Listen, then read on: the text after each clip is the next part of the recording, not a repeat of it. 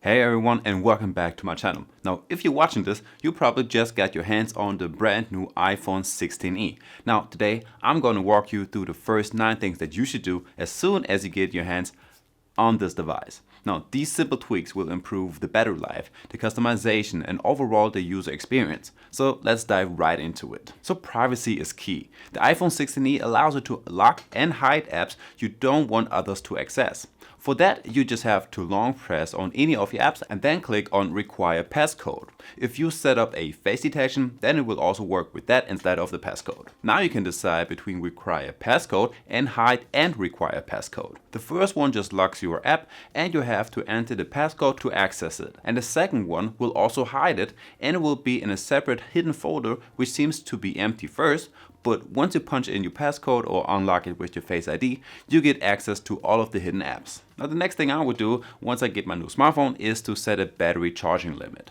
By default, your smartphone will always charge up to 100%, but this will affect your battery life over the long run. So in order to preserve your battery life for the long run, you should set a charging limit to 80 or 90%.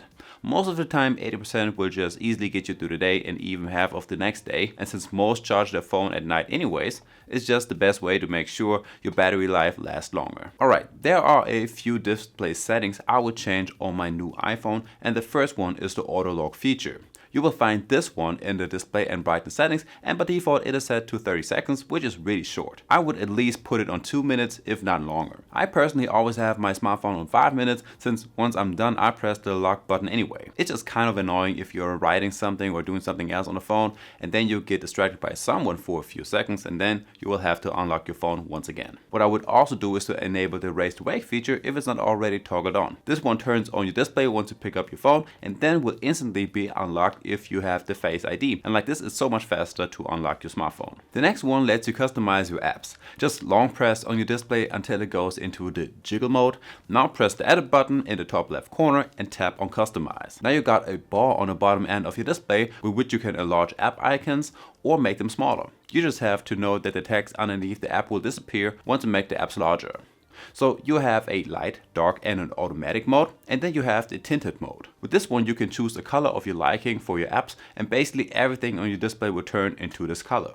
But the best part is that you can click on this pipette and click on a spot on your home display, and like this your apps will have the same color as your background, which is pretty cool. By the way, if you liked the video so far, please leave a like and subscribe to my channel for more tech reviews, and you will also find a link to the smartphone down below in the description. The next thing I would customize on your display is the control center. Now by default there aren't too many apps on here, but if you click on add a control, you get dozens of controls that you can add to your control center, and you even get some apps like Instagram or ChatGPT. But what you can also do is to make the control app a little bit bigger and smaller. Just grab them by the corner and drag them to the side, up and down to make them bigger. A small thing that I would consider doing is to clean up the status bar or to customize the icons. For example, in your sounds and haptic settings you can get rid of the silent mode icon. Just toggle off the show in status bar and it will disappear. Also, if you enable the focus mode, you will always have a preset focus icon in the top corner, but you can actually change this one to another. Kind of. So for that, head into your settings and find focus. Now you can add a new focus, and now you can either choose a preset focus or you can have a custom one. And now over there you can pick and choose a new icon for your focus mode and even change the color of it. Once you boot up your smartphone, one of the first things it asks you to do is to customize your action button. But of course you can also do it a little bit later on after you did all of the setup on your smartphone. For that, go into your settings and click on action button. Now it lets you choose a new shortcut. It can be something like an app that you need most often, like WhatsApp or Spotify. You can call your favorite contacts in an instant, or it lets you quickly set a timer, and those are just a few things that you can do. Next up, I would change the preserve settings for your camera. So open up your camera settings and look for preserve settings. So normally every time you open up your camera it will be back to your normal photo mode, but maybe you only shoot portrait shots, or maybe you only need the video mode most often. And if you toggle on the camera mode, which is on the top, it will always start with the mode that you've recently used. Over here you can also preserve your settings for your creative tool or the depth control and a few more things, so definitely check this one out. In your photo settings you can also change the photographic styles. You can either use the standard default photo style, but there are 4 more options for you, like a rich contrasty style, a vibrant, warm, and a cool style. And guys, there we have it. So I guess I will see you in the next one.